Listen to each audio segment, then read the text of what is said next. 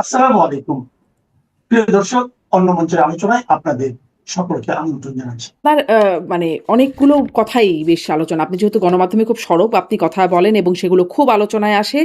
আ একটা যেটি এখন আসছে যে শেখ হাসিনা ফিরবেন, ডিসেম্বরে ফিরবেন, সদল বলে ফিরবেন। আ আপনিও এই বিষয়ে কথা বলেছেন। আসলে কি ফেরাটা বাস্তবতা সম্পন্ন? মানে যে পরিস্থিতি দেখছেন দেশে, তাতে কি শেখ হাসিনার ফেরার প্রক্রিয়া কি হতে পারে বলে আপনি মনে করেন? আপনি একজন আইনজীবীও বটে। আসলে এখানে একটা প্রক্রিয়াগত ব্যাপারটা কেমন সেটি একটা বিষয় এবং তিনি যদি সত্যিই ফেরেন, সেটি কি দেশের জন্য ভালো হবে? আহ দেখুন, আমি আপনাকে বলি, আমি কিন্তু এই প্রশ্নের উত্তর অনেকবার দিয়েছি এবং প্রতিবারই আমি বলেছি যে আমার সাধারণ জ্ঞান বা কমন সেন্স যেটা সেটা বলে যে উনি ফিরবেন। কেন ফিরবেন? উনি যদি না ফেরেন তাহলে এই দলটি ছিন্ন ভিন্ন হয়ে যাবে। হুম, অলরেডি দলের নেতাকর্মীরা ভীষণ রকম মানে দুর্দশার মধ্যে আছে। আমি তৃণমূলের কথা বলছি, নেতাকর্মী বলতে কিন্তু মন্ত্রী এমপিদের কথা বলছি না। তৃণমূল একদম মানে খুবই দুর্দশার মধ্যে আছে। ১। ২ হলো, আল্লাহ না করুক উনার বয়স হচ্ছে। হুম। উনি যদি দেশের বাইরে মারা যান, পৃথিবীর অন্য কোনো দেশে মারা যান, বাংলাদেশের বাইরে, তাহলে that will be the end of the story এবং ইতিহাসে শেষ হিসেবে লেখা থাকবে যে উনি একজন পলাতক হুম। প্রধানমন্ত্রী, স্বৈরাচার প্রধানমন্ত্রী হিসেবে উনার মৃত্যু হয়েছে। এই বাস্তবতাটা উনি মানবেন কিনা?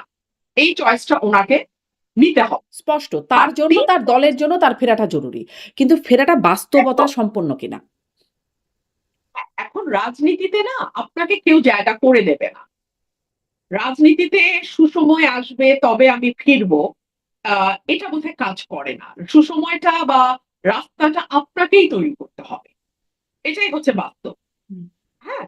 তো আমার মনে হয় যে সেই জায়গা থেকে আমার যতদূর মনে হয় যে এটা আমি আপনি যতটা না বুঝবো, তার চেয়ে যিনি দলের প্রধান শেখ হাসিনা এবং যার রাজনৈতিক অভিজ্ঞতা আপনার আমার চেয়ে কয়েক গুণ বেশি, রাষ্ট্র পরিচালনার অভিজ্ঞতা, বিরোধী দলে থাকার অভিজ্ঞতা, সরকারি দলও না, বিরোধী দলও না, মাঠের বিরোধী দল হিসেবে অভিজ্ঞতা, সবকিছুই আমাদের চেয়ে অনেক বেশি। সো এই ক্যালকুলেশন যেটা আপনার আমার আছে তার চেয়ে বেটার ক্যালকুলেশন নিশ্চয়ই তার কাছেও আছে। এবং আরেকটা যেটা ব্যাপার যে এই দেশটার পেছনে উনার ফ্যামিলির যে একটা বিরাট ত্যাগ, 15th অগাস্টের কথা আমি বলছি। এবং বাংলাদেশের অভ্যুদয়ের পেছনে তাদের দলের এবং তার তার পরিবারে তার পিতার যে অবদান, সেগুলোকে যদি ধরে রাখতে হয় তাহলেও কিন্তু উনাকে ফিরতে হবে। আর ফেরাটা শেখ হাসিনার জন্য যতটা প্রয়োজন মানে এই সকল কিছু বিবেচনায় উনার মন্ত্রী, এমপি তাদের জন্য কিন্তু এটা অত প্রয়োজন না। মন্ত্রী আসবে, মন্ত্রী যাবে। কিন্তু শেখ হাসিনার জন্য তার পরিবারের সম্মান, তার দলের অস্তিত্ব, তার নিজের ত্যাগ, তার নিজের সংগ্রাম, তার নিজের দলে থাকা, মানে দলে থাকা মানে সরকারে থাকা, বিরোধী দলে থাকা, সকল কিছু তার 46 ইয়ার্স এর যে হিস্ট্রি তার নিজের, সকল কিছুর বিবেচনায় কোনো কেউ যদি নাও আসে, হুম। শেখ হাসিনার সম্ভবত আমার যেটা হিসাব যে উনি হয়তো আসবেন। আচ্ছা। কিন্তু আসার কোনো প্রক্রিয়া মানে সেটি আমি আমার অনুষ্ঠানে আওয়ামী লীগের অনেক নেতারাও কথা বলেন। আমি তাদেরকে জিজ্ঞাসা করেছি। তারাও আসলে বলতে পারেন না যে কিভাবে। জিজ্ঞাসা করলে কখনো, কখনো বলেন টাইম উইল সে। আ কোনো প্রক্রিয়া আসলে বোঝা যাচ্ছে না। না, না, এটা না বোঝার কি আছে তাও আমি বুঝতে পারছি না। বাংলাদেশ সরকার তো ব্যাকুল। তারা ভারতেও যাবে না যদি না শেখ হাসিনাকে বাংলাদেশে আনা হয়। তার মানে ভারত মানে তার মানে পথ চেয়ে আছে। বাংলাদেশ সরকার রীতিমতো পথ চেয়ে আছে যে কবে শেখ হাসিনা আসবেন। তো আর শেখ হাসিনাও বলছেন যে তিনি বাংলাদেশে ফিরবার জন্য ব্যাকুল হয়ে আছেন। তো ২ তরফই তো ব্যাকুল। তাহলে অসুবিধা কি? আরেকটা খুব কিন্তু উদ্ভট এই যে কথা ডাক্তার বিএনপি জাহিদ অবশ্য বলেছেন, তিনি ডাক্তার জাহিদ মাননীয় প্রধানমন্ত্রীর উপদেষ্টা তিনি বলেছেন যে তারা চায় ধরে নিয়ে আসতে, বেঁধে নিয়ে আসতে। কিন্তু শেখ হাসিনা এখন বলছে তিনি নিজেই ফিরতে চান, আত্মসমর্পণ করতে চান। মানে হয়তো এটি তাদের পছন্দ হচ্ছে না যে তিনি আত্মসমর্পণ করতে আসবেন। তারা ধরে বেঁধে নিয়ে আসতে চায়। এবং এখন এজন্যই হয়তো ভারতকে বারবার অনুরোধ করছে কিনা সেটারও বিশ্লেষণ আপনি হয়তো বলবেন। যে তাকে ফিরিয়ে দেবার জন্য যেই বারবার অনুরোধটা করছে, আহ্বানটা জানাচ্ছে। আ মানে এটি কি একটা বিশ্লেষণ কিনা? ওনার বাংলাদেশে তাকে বাংলাদেশে এনে বিচারের মুখোমুখি দাঁড় করানোটা কি সরকারের উদ্দেশ্য? নাকি বিষয়টাকে নিয়ে খেলাধুলা করা সরকারের উদ্দেশ্য? যদি খেলাধুলা হয় তাহলে না উনি আসলে কিন্তু হবে না, ভারতকে নিয়ে আসতে হবে, বেঁধে নিয়ে আসতে হবে, প্লেনে দাঁড় করিয়ে নিয়ে আসতে হবে, ফার্স্ট ক্লাসে আনলে হবে না, ইকোনমি ক্লাসে আনতে হবে, ইকোনমি ক্লাসে আনলে হবে না, প্লেনের লেজে বসিয়ে আনতে হবে, মানে ইত্যাদি ইত্যাদি নাটক করাই যায়। মানে এখন আপনার উদ্দেশ্য নাটক করা হলে তো আমি সারা দিন নাটক করবেন। যেমন ধরেন আহ আমি একটা টক শোতে বলেছিলাম যে 5 জন ভালো সংস্কৃতি কর্মীর নাম বলেন যারা বিএনপি করে, 5 জন ভালো গায়কের নাম বলেন, রবীন্দ্রসঙ্গীত শিল্পীর নাম বলেন যারা বিএনপি করে, 5 জন ভালো নজরুল সঙ্গীত গায়ে বিএনপি করে নাম বলেন, 5 জন ভালো নৃত্য শিল্পীর নাম বলেন, 5 জন ভালো অভিনেতার নাম বলেন, 5 জন ভালো কবির নাম বলেন, 5 জন ভালো লেখকের নাম বলেন, 5 জন ভালো সাংবাদিকের নাম বলেন। অর্থাৎ বুদ্ধিবৃত্তিক কাজের সঙ্গে এবং মননশীল সৃজনশীল কাজের সঙ্গে যুক্ত বা 5 জন আর্টিস্টের নাম বলেন ফার্স্টে। আপনি পারবেন না ভাই, আপনি দিস্তার পর দিস্তা রিসার্চ করতে পারেন, আপনি পাবেন না। সে কারণে বিএনপির বুদ্ধিবৃত্তিক যে দৈন্যতা, তার ফলে বিএনপির কর্মীরা দেখে অনেকে বলে আমি শেখ হাসিনাকে কি কি জানি কি ফিরায় আনবার চেষ্টা করছি। আরে ভাই, আমি কোত্থেকে, আমি কি পুলিশ, আমি কি মন্ত্রী, আমি কি স্বরাষ্ট্র মন্ত্রণালয়ের দায়িত্বে, আমি কি আইন মন্ত্রণালয়ের দায়িত্বে, আমি কি প্রধানমন্ত্রী, আমি কি করে শেখ হাসিনাকে ফিরে আসবো? আমি আইনজীবী, বটতলার উকিল হিসেবে আমি যেটুক বুঝি আমি ওইটুক বলি, রাজনীতির একজন কর্মী হিসেবে আমি যেটুক বুঝি আমি ওইটুক বলি, হুম। নাকি ওইটুক তোমাদের মন মতো না হলে বলাও যাবে না, তাই না? তো এই যে ইডিয়টিক কথাবার্তা বিএনপি বলে, আমার মনে হয় যে বিএনপির কিন্তু আমার মনে হয় যে মানে এরকম বোকার মতো কথা বলার চেয়ে চুপ থাকাটা বেটার। মুখ বাঁধা ছালার দাম কিন্তু লাখ টাকা। যতক্ষণ পর্যন্ত না তোমার স্টুপিডিটিটা একেবারে দৃশ্যমান হয়ে যাচ্ছে, ততক্ষণ পর্যন্ত তুমি বরং বেটার ইউ কিপ কোয়াইট। আমি এটাই বলবো। মানে আমি ফিরায় আনতে চাই। আচ্ছা, হাউ ফানি, মানে who am I to bring her back end how is that possible? I'm not in charge of home, I'm not in charge of law, I'm not in charge of government. So even if I want to, how can I? আচ্ছা, এটাই বলা হচ্ছে হ্যাঁ, যে আপনি ফিরিয়ে আনার চেষ্টা করছেন। কিন্তু তিনি যদি ফিরে আসেন বলে Very আপনার fun. যে ধারণা, তিনি ফিরে আসলে আসলে কি পরিস্থিতি ভালো হবে? নাকি সেটি আরো মানে খারাপ কিছু? শুনেন ভাই, এই সরকার যে ৩টা অগ্রাধিকার বললেন, গ্যাস, বিদ্যুৎ, জ্বালানি, হুম। দ্রব্যমূল্য, আইনশৃঙ্খলা, দ্রব্যমূল্য। আইন শৃঙ্খলা, ৩টাতে অষ্টডিম্ব প্রসব করছে। এর উপরে যদি শেখ হাসিনা বাংলাদেশে আসে, এইটা আমি এই বছরের শুরুতে বলছিলাম, সবচেয়ে বড় বেকায়দায় পড়বে এই সরকার। না পারবে তাকে ফাঁসি দিতে, ফাঁসি না দিলে অন্য যে রাজনৈতিক দলগুলো আছে তাদের কেউ কেউ এমন অবস্থা তৈরি করবে যে দেশে একটা অচল অবস্থা তৈরি হবে।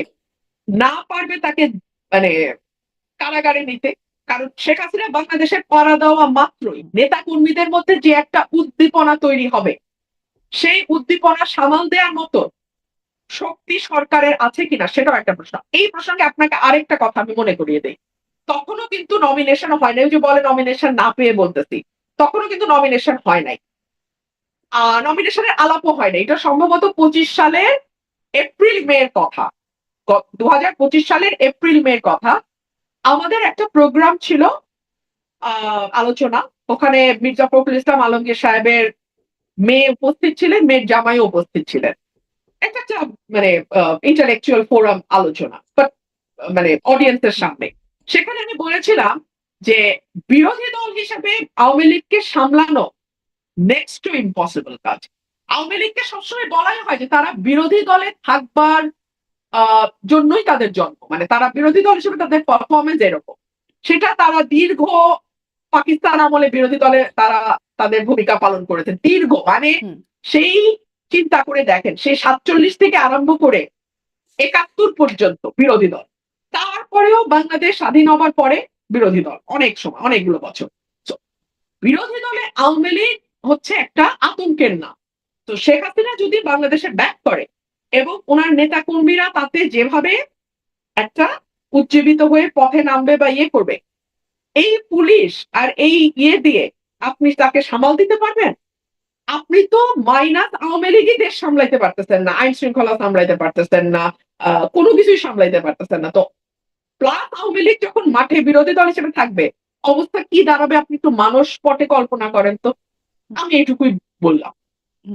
তাহলে কি আসলে হবে না হবে তাহলে কেন ওটা আসলে বোঝা যাবে। সরকার এত বারবার মানে শেখ হাসিনাকে ফেরানোর আবেদন করছে? আপনি অবশ্য নাটক শব্দটাও ব্যবহার করছিলেন।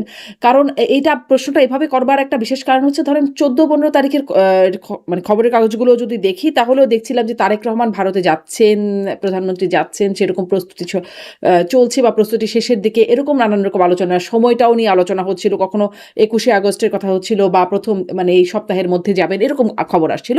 তারপরে দেখা গেল যে এনসিপির নেতারা নাহিদ ইসলাম আসিফ, মাহমুদ সজীব ভুঁইয়ারা তারা বেশ শক্ত ভাষায় বললেন যে তিনি যেতে পারবেন না। গেলে দেশের মানুষের সাথে গাদ্দারি হবে। এরকম কথা বললেন এবং তারপরে দেখা গেল আসলে পররাষ্ট্র মন্ত্রণালয় থেকেও বলা হচ্ছে যে তারেক রহমান যাবেন কিন্তু তার জন্য শর্ত হচ্ছে শেখ হাসিনাকে ফিরিয়ে দিতে হবে। মানে সহায়ক পরিস্থিতি হলে তিনি যাবেন। এরকম একটা কথা বলা হলো। আ আসলে তিনি ভারতে যাবেন। ভারতে যাওয়ার জন্য শর্ত কি আসলেই শেখ হাসিনা ফিরিয়ে দেওয়া? শেখ হাসিনাকে ফিরিয়ে দেওয়ার ব্যাপারে এত জোর তাহলে কেন দিচ্ছেন? আপনি যে এই বিশ্লেষণটা দিলেন সেটি তো তারাও জানেন, তারাও বোঝেন। এই বিষয়ে তারেক রহমান সাহেব আমার সাথে আলাপ করেন নাই। হুম, তো ওনার মনের ভিতরে কি আছে এটা একমাত্র উনি জানবেন, ওনার কাছের ব্যক্তিরা জানবেন, আমি জানি না। আমি একজন অবজারভার হিসেবে আমি যা দেখি আমি আপনাকে তাই বললাম। আমার ক্যালকুলেশনে যদি একটা শর্ত দেয়া হয় ভারতে যাওয়ার সেটা হচ্ছে কোনোভাবেই যেন শেখ হাসিনা বাংলাদেশে আসতে না পারে, হুম, এইটুকুই বললাম। আচ্ছা। শোনেন, তারেক রহমান সাহেব ১৭ বছর এক্সাইল ছিলেন লন্ডনে। শেখ হাসিনা যান নাই লন্ডনে। উনি কি এগুলা তাল বাহানা করছেন তারেককে ফেরত না দিলে লন্ডন যাব না? হুম। এইসব বাহানা আমার কাছে ভাই বাহানা। আর গুজ্জ কথা আমার সাথে কেউ শেয়ার করে নাই, সো আমি জানি না। তাহলে কি আপনার কি মনে হয় বা যদি এটাও কি কোনো জানেন কিনা তারেক রহমান কি যাচ্ছেন ভারতে? ভারতে যাচ্ছেন? আমার কি মনে হয় আমি তো বলে দিলাম। না, না, না। যদি ভারত হ্যাঁ, ভারতে যাচ্ছেন একদম কিনা? ওয়াদা হয় যে কোনোভাবেই শেখ হাসিনাকে ভারত আসতেই দিবে না। হুম, শেখ হাসিনা প্লেনে চড়লেও ভারত প্লেন থেকে টেনে শেখ হাসিনাকে নামায় রাখবে। তাহলেই কেবলমাত্র সম্ভবত বাংলাদেশ সরকার ভারত সফরে যাবে। আচ্ছা, আচ্ছা। আ ভাই শুনেন। হ্যাঁ, ভাই শুনেন। ধরলাম শেখ হাসিনার কাছে পাসপোর্ট নাই। হুম, সরকার can issue a travel pass now at this moment. Hmm, hmm, And Sheikh Hasina, if she really wants to come back, she can come back tomorrow. Hmm. That's all I can understand. Rest আপনারা চিন্তা করে বলেন। চিন্তা করে নিজেদের উত্তর নিজেরা খোঁজেন। এখন তারেক রহমান যাবেন কিনা? আপনার এই বিষয়ে আপনার মানে বিশ্লেষণ কি? আমি জানি না। আচ্ছা, আপনি জানেন না। আমি জানি না। ২ রকম চাপ আছে। হুম। যেই চাপ জয়ী হয়। এই ২ রকম চাপ কোন পক্ষ থেকে? একটা সফট চাপটায় যাওয়া উচিত। হুম, প্রতিবেশী বদলানো যায় না। হুম, একটা নতুন শুরু হওয়া উচিত। নতুন একটা ফ্রেশ স্টার্ট যেটাকে বলে সেটা হওয়া উচিত। আ ভারতের সঙ্গে আমাদের অনেকগুলো বিষয় আছে মীমাংসিত এবং অমীমাংসিত। গঙ্গা পানি চুক্তি শেষ হচ্ছে হুম। এই ডিসেম্বরে। বছর। হুম, কি হবে? ৫৪ টা অভিন্ন পানি আছে। নদীর পানি আছে। কি হবে? এইটার শর্ট করলে ওইটার শর্ট করলে তাড়াতাড়ি ভারত থেকে আনতে হয়। কি হবে? ভিসা বন্ধ থাকলে আমাদের দেশের মানুষ আমাদের সাধারণ মানুষ যারা চিকিৎসার জন্য একটু কম খরচে বেটার ট্রিটমেন্ট এ যেতে চায় তারা পড়ে যায় বিপদে। সো ইত্যাদি অনেক বিষয় আছে।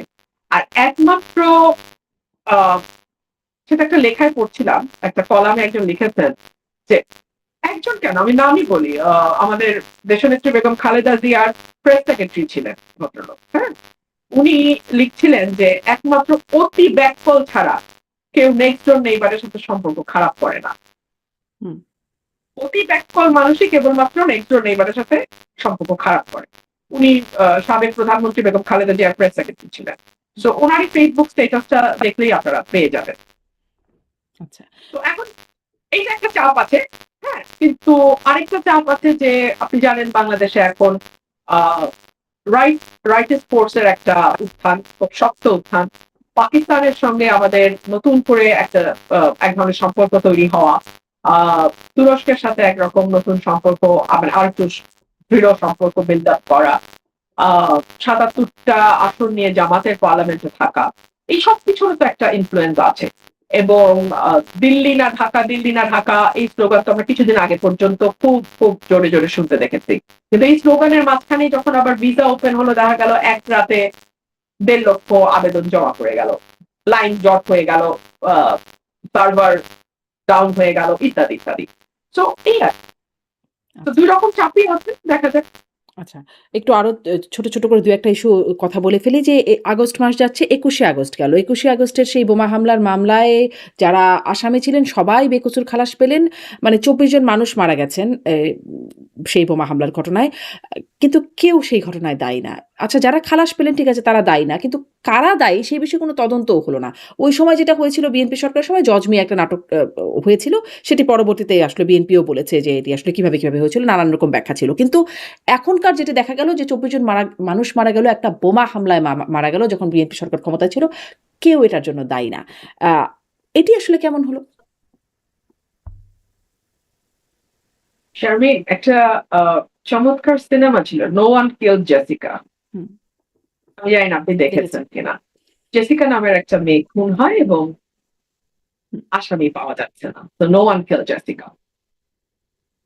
আহ দেখুন, এটা ২১শে আগস্ট হত্যাকাণ্ডটি এটি বাংলাদেশের রাজনীতির মোড় পরিবর্তন করা একটা ঘটনা আমি বলবো। ২১শে আগস্ট ২১শে আগস্ট যদি বাংলাদেশে না ঘটতো, আমি জানি না বাংলাদেশের রাজনীতি যেটা আহ ৯১-তে শুরু হয়েছিল, একটা মোটা দাগের গণতন্ত্রের রাজনীতি, যে ৫ বছর এই দল ভোটে থাকবে, তারপরে বিরোধী দলে যাবে, আবার ভোটে আসবে, আবার যাবে। এই ধারাটা চালু থাকতো কিনা এই প্রশ্ন থাকে। বিকজ ২১শে আগস্ট আওয়ামী লীগের মধ্যে এমন একটা ভীতি তৈরি করেছিল বলে আমার ধারণা, আবারও বলছি আমার ধারণা, হুম, যে বিরোধী দলে গেলে তো নির্বংশ হবার সম্ভাবনা তৈরি হয় এই দেশে। হুম, সো কোনোভাবেই বিরোধী দলে যাওয়া যাবে না। সেটা আপনি তত্ত্বাবধায়ক বাতিল করে হোক, সেটা আপনি ব্যালট বাক্স ছিনতাই করে হোক, সেটা আপনি জাল ভোট দিয়ে হোক, whatever be the case, I can't be in the opposition. কারণ অপোজিশনে গেলে নির্বংশ হয়ে যেতে হবে। সো ২১শে আগস্ট এটা এটা আসলে না, এই মুহূর্তে যখন আমি বলবো একদল আমাকে মাথায় তুলে নাচবে, আরেক দল আমাকে কুৎসিত ভাষায় গালাগালি করবে, দুটার কোনোটারই কিন্তু লজিক নাই। কিন্তু আমি আমার ধারণাটা বলছি। এক সময় না এক সময়, মানে যখন আজ থেকে ১০০ বছর পরে যখন এই সময়ে নিয়ে লেখা হবে, যাদের কোনো স্বার্থ থাকবে না এই সময়টাকে বিশ্লেষণ করতে, যারা কোনো দিকে টান থেকে লিখবেন না, হুম, কেবলমাত্র ইতিহাসের খাতিরে ইতিহাসকে দেখবেন, তারা হয়তো ২১শে আগস্টের যে ইম্প্যাক্ট, যেটা বাংলাদেশের রাজনীতিতে যে ভীষণ বড় একটা ইম্প্যাক্ট ২১শে আগস্ট অগোচরে রেখে গেছে, সেটার উপরে লিখবেন। বাংলাদেশের গণতন্ত্র, বাংলাদেশের আইনের শাসন, বাংলাদেশের বিচার ব্যবস্থা, বাংলাদেশের সকল কিছুকে দলীয়করণ, বাংলাদেশে গুম বিচার বহির্ভূত হত্যাকে রাষ্ট্রীয়ভাবে মদত দেওয়া, এই সকল কিছুর পেছনে এই ২১শে August back of the mind, maybe that word, একটা একটা একটা সময় হয়তো এই বিষয়গুলো নিয়ে অনুসন্ধান হবে, গবেষণা হবে এবং লেখা হবে। তো তার আগ পর্যন্ত আমি আপনাকে এইটুকুই বলি, কোন অন্যায়, নাথিং গোজ আনপানিশড অ্যান্ড আনচ্যালেঞ্জড। ২১শে আগস্ট আজকে আপনি হাত ধুয়ে ফেলছেন, no one kill Jessica, no one no one contributed on 21st August incident, fine, খুব ভালো।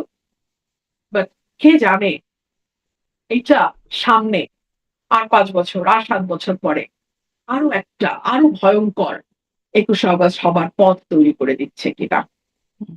আমি শুধু মানে এটুকুই বলবো, কোনো অন্যায়কে আপনি মাটি চাপা দিয়ে রাখলে সেখান থেকে এর চেয়েও ভয়াবহ অন্যায়ের জন্ম হয়। তখন এটা যেমন এই এটা এটা ল ঘটনায় অফ নেচার। জি, তখন যেমন এই ঘটনায় জঙ্গি সংশ্লিষ্টতার কথা বলা হচ্ছিল। মানে অনেকদিন আওয়ামী লীগ সরকারের সময় হলি আর্টিজান একটা বিশাল বড় ঘটনা। তারপরে বেশ নানান রকম কোথাও নাটক, কোথাও জঙ্গি তৎপরতা দমন, নানান রকম কিছু করে জঙ্গি তৎপরতা একরকম দমনের মধ্যে থাকলো। তারপরে এখন আবার খুব দেখা যাচ্ছে খুব বোমা আতঙ্ক ইদানিং, এবং জাতিসংঘও বলছে বাংলাদেশে আল কায়দার তৎপরতার কথা, উদ্বেগ জানাচ্ছে জাতিসংঘ নিরাপত্তা পরিষদ। মানে আওয়ামী লীগ সরকার একটা বিষয় সেল করতো যে তারা না থাকলে দেশে জঙ্গিবাদ মাথাচাড়া দিয়ে উঠবে, বা আন্তর্জাতিক বিশ্বেও এই বিষয়টা সেল করতো। মানে তাদের কথাটা কি আসলে বাস্তবতায় প্রমাণ হচ্ছে, নাকি আসলে এখানে কোনো ষড়যন্ত্র? এখন বাস্তবতা বা ষড়যন্ত্র যেটাই হোক, এটা শেষ করবার দায়িত্ব তো সরকারের। সরকারের কাছে সমস্ত টুলস এন্ড অ্যাপারেটাস আছে, এটা তো আমার আপনার হাতে নাই, বিরোধী দলের হাতেও নাই। আপনি পুলিশ বলেন, প্রশাসন বলেন, আর্মি বলেন, বিজিবি বলেন, গোয়েন্দা সংস্থা বলেন, সবই তো সরকারের হাতে। এখন সরকার যদি এটাকে শক্ত হাতে ষড়যন্ত্র বা বাস্তব যেটাই হোক দমন করতে না পারে, তাহলে কি প্রমাণ হবে জানেন? প্রমাণ হবে বিএনপি মানেই খাম্বা, বিএনপি মানেই লোডশেডিং, বিএনপি মানেই গ্যাসের অভাব, বিএনপি মানেই চাঁদাবাজি, বিএনপি মানেই আইন শৃঙ্খলা পরিস্থিতির অবনতি, বিএনপি মানেই হচ্ছে জঙ্গিবাদ। সো এটা যদি বিএনপি নিজের ভালো পাগল নাকি মানে নিজের ভালোটা কি পাগলও বোঝে, তো বিএনপি যদি না বোঝে এবং আমরা যারা বলছি আমাদেরকে যদি শত্রু জ্ঞান করে গালাগালি করে এবং বারবার বলে তোমাকে রুমিন ফারানা বানাইছে বিএনপি, কি বিপদ, কি বিপদ। মানে নিজের ভালো তো পাগলও বোঝে, আমি শুধু এইটুকুই বলবো। বিএনপি যদি এই জায়গাগুলোতে স্টিয়ারিং এ বসে নিজেদের এই কালিমা মোচন করতে না পারে, যেটা 1 থেকে 6 যেই কালিমা ছিল সেটা যে রিপিটেশন আমরা আবার এই 2026-এর পর থেকে দেখতে পাচ্ছি, তাহলে কিন্তু 100 টাকার লাঞ্চ, 200 টাকার শার্ট, 300 টাকার মানে গাড়ি বহর, সরকারি গাড়ির তেল নেব না, এগুলো কিন্তু আপনাকে 10% বেতন সরকারি খাজানায় জমা দেওয়া আর খাল খনন, এটা কিন্তু আপনাকে রক্ষা করতে পারবে না। মানুষ কিন্তু অনেক স্মার্ট হয়ে গেছে। আপনি আপনার টিম সহ 2001-এ পড়ে থাকতে পারেন, বাট এটা কিন্তু 2026। তখন কিন্তু মানুষের হাতে সেলফোন ছিল না। তখন কিন্তু যে কেউ রাস্তায় দাঁড়ায় একটা দোকানি কিংবা একটা নিম্ন মধ্যবিত্ত মানুষ যে বাজারে গেছে কিংবা একজন সিএনজি ড্রাইভারের মতামতটা ঠাস ঠাস করে এরকম নিয়ে নিয়ে ফেসবুকে ছাড়তে পারতো না 2001 সালে। এখন কিন্তু পারে। তো আপনাকে বুঝতে হবে সময় পাল্টে গেছে। আরো একটু এই কথাটা এই জিজ্ঞাসা করি যে সম্প্রতি দেখলাম মানে বিষয়টা নিউজ ফিডে বেশ আসছে সামাজিক যোগাযোগ মাধ্যমে, বিশেষ করে যে আহ, সাবেক শিক্ষামন্ত্রী পররাষ্ট্রমন্ত্রী দীপুমণি তার স্বামী মারা গেছেন, তিনিও একজন ব্যারিস্টার আইনজীবী। তিনি মারা গেছেন, তাকে প্যারোলে মুক্তি দেওয়া হয়েছে, মুক্তি মানে সেখান থেকে তিনি আবার জেলখানায় গিয়ে ঢুকেছেন। দীপুমণি না শুধু, আরও মানে আওয়ামী লীগের যারা মন্ত্রী ছিলেন বা নেতারা ছিলেন তাদের আসলে সবারই কম বেশি এই অবস্থার মধ্যে দিয়ে যাচ্ছে। যখন বিএনপি যখন বিরোধী দলে ছিল, আওয়ামী লীগ যখন ক্ষমতায় ছিল, বিএনপি নেতাকর্মীরাও এরকম নানান রকম তারা এরকম মিথ্যা মামলা, ভুয়া মামলা, হয়রানিমূলক মামলার শিকার হয়েছে এবং হয়রানিও হয়েছে, অবিচার হয়েছে। তো এখন কি সুবিচার হচ্ছে? আমি তো বলি old wine in new bottle, nothing has change. কিচ্ছু বদলায় নাই, কিচ্ছু বদলায় নাই। সেই এজাহারে হ্যাঁ ভিকটিম বদলেছে। ভিকটিম বদলেছে, হ্যাঁ ভিকটিম বদলেছে। এখন আমার ভয়টা কি, an eye for an eye will make the entire society blind। এবং এই যে এখন হচ্ছে আওয়ামী লীগ আবার হুঙ্কার দিচ্ছে এসে একটা একটা করে দেখে নেব। হ্যাঁ, তারা নিজেরাই বলে ফেসবুকে, আপনি খুলেন কমেন্ট গুলো দেখেন যে আমাদের বাড়ি পুড়িয়েছে, পাড়া সহ জ্বালিয়ে দেব, গ্রাম সহ জ্বালিয়ে দেব। তো এই জল এই অগ্নিকুণ্ডেই আমরা থাকবো। আর আপনারা যারা কোনো মতে বিদেশে চলে যেতে পারছেন, আপনারা জীবনটা নিয়ে বেঁচে গেছেন। আর আমরা যারা বাংলাদেশে জন্মাইছি এবং বাংলাদেশে আসি, আমরা এই আগুনে পুড়েই মরবো। এইটুকুই আমি বলবো, আর কি বলবো বলেন, আমার আর এর বেশি কিছু বলার নাই। একটা একটা নতুন আশা, একটা নতুন স্বপ্ন, সেই স্বপ্ন 100 টাকার লাঞ্চ আর 200 টাকার শার্টে আটকায় গেল। এই স্বপ্নটা তো দেখি নাই রে ভাই। আমরা তো আরো বড় স্কেলে স্বপ্নটা দেখছিলাম, আরো বিস্তৃত পরিসরে একটা বেটার বাংলাদেশের স্বপ্ন দেখছিলাম। নসিব খারাপ, এই বলি। নসিব খারাপ। আপনার আচ্ছা এই প্রশ্নটাও একটু করি, যেহেতু মানে একই আপনি বলছেন old wine in new bottle, আপনি আইনজীবী, আপনার কাছে কি ইনারা কেউ আসেন যারা আসলে এখন অবিচারের শিকার আসেন, বা আপনি তাদেরকে কোনো রকম ভাবে আইনি সহায়তা দিবেন যদি তারা আসে?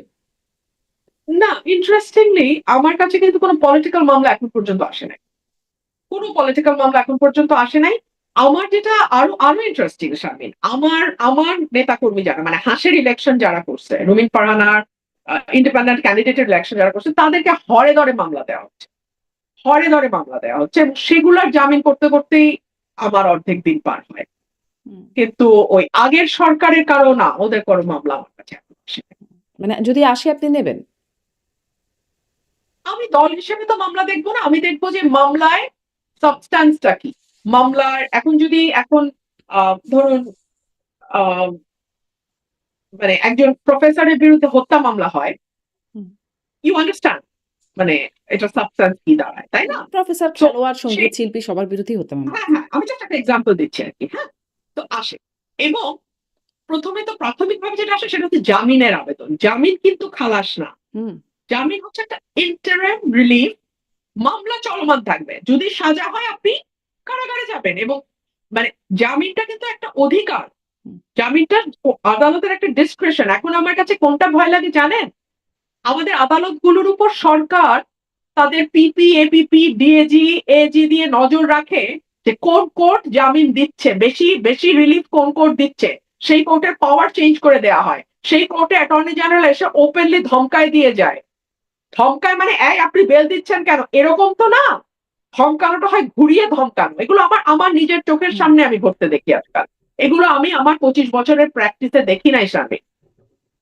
জজ সাহেবরা এখন ভয়ে থাকেন। আমি আমি উচ্চ আদালতের কথা বলছি। হুম ওনারা এখন ভয় থাকেন জামিন দেবেন কি দেবেন না। আমি আমি ইন্টারিম রিলিফের কথা বলছি। আগে তো খালাস হতো বা কনভিক্টেড হতো রাজনৈতিক পরিচয় দেখে।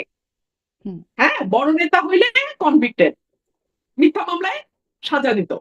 কিন্তু এখন তো জামিনটা পর্যন্ত ডিসাইডেড হয় এজি, ডিএজি, এজি এদের চোখের ইশারায়। এটা ভয়ঙ্কর না ব্যাপারটা? এটা আরো বেশি পিছনে যাচ্ছি আমরা। রুমিন ফারহানা, শেষ করব কিন্তু শেষ করার আগে আপনার রাজনৈতিক পরিকল্পনা কি? মানে বিএনপিতে ছিলেন, সেখান থেকে চলে আসলেন, স্বতন্ত্র নির্বাচন করলেন, এমপি আপনি হলেন আবারও। তার সামনে আপনার রাজনৈতিক পরিকল্পনা কি? আমি মানুষের সাথে ছিলাম, মানুষের সাথে আছি, মানুষের সাথে থাকি। আজকে যদি আমার কথা কোন দলের ভালো লাগে, আপনি নিশ্চিত থাকেন তারা ক্ষমতায় আসার পর আমার কথা তাদের সবচেয়ে বেশি তিতা লাগবে। আজকে যেমন বিএনপির তিতা লাগছে, আওয়ামী লীগ যদি কখনো ক্ষমতায় আসে আওয়ামী লীগেরও আমার কথা সমান তিতা লাগবে। সো আমি আপনি সর্বদা মানুষের বিরোধী সাথে দল। আমার কাছে রাজনীতিবিদ হওয়াটা খুব গুরুত্বপূর্ণ। আমি রাজনীতিবিদ হয়ে উঠতে চাই।